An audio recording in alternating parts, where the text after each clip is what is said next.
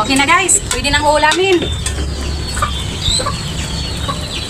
Hello guys! Kanina guys, habang napapakain ako sa White Leghorn ni John guys, napansin ko na malalakas kumain yung mga lalaki. So, aksayado na po sila sa feeds guys. Kaya naisipan ko guys na pipili dito ng isa, kukuha kami ng isa at ipapakatay ko po kay John guys. Kaya ito guys, samahan niyo po ako kung ano po ang pipiliin nating, pwede nating kakatayin.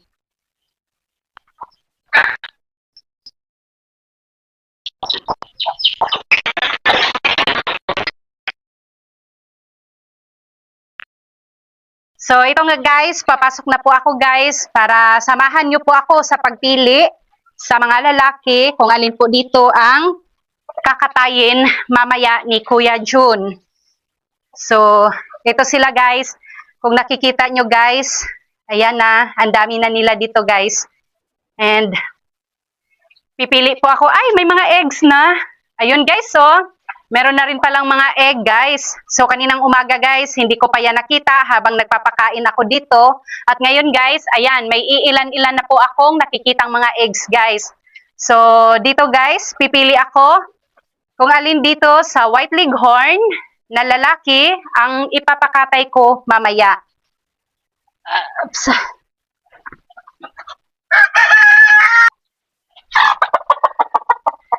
Ito, guys. Sobrang busog nito guys. Yung mga lalaki kasi guys, matatakaw talaga sila sa mga feeds guys. Matatakaw sila sa food. Kaya sobrang busog guys oh. Yung mga babae naman guys, lagi nilang naaagawan sa pagkain. So ito guys, ito yung nahuli ko. So ito po yung ipapakatay ko kay June mamaya. Kasi ito naman po, malaki naman na siya. Kaya pwede na to guys. Oh, anong sa palagay nyo guys? Pwede na ba itong katayin?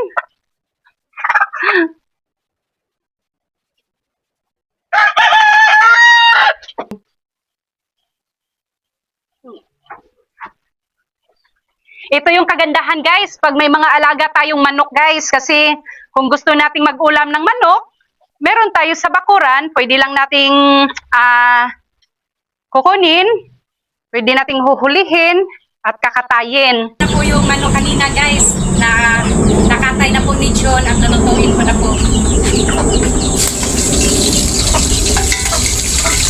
Ang init guys.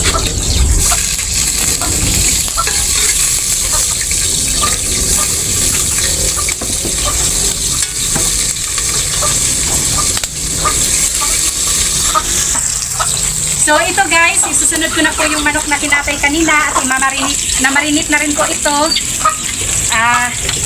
Ito po.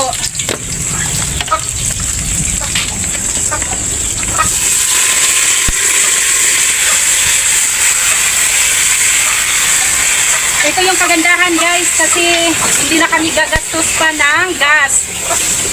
Basta marunong lang magdinas ng kahoy guys, okay na. Simpleng buhay lang guys, para makatipid tayo. So, tikman ko na guys kung tama ba ito sa timpla. Ang init po.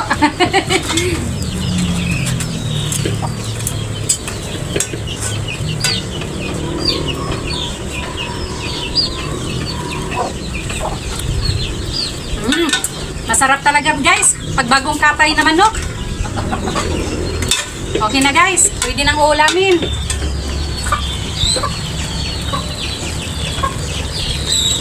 Luto na po ang ating adobo.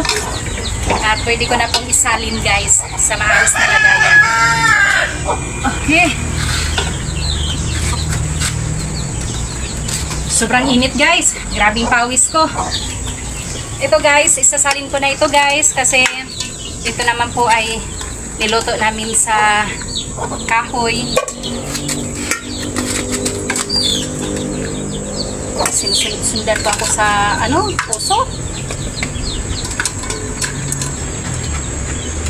Guys, napakasarap na adobo guys. Iba talaga guys pag sa kahoy magluto guys kasi pantay yung luto. Tapos isa rin guys, iba yung aroma pag sa kahoy ko niluluto guys. Ito guys, nakikita nyo.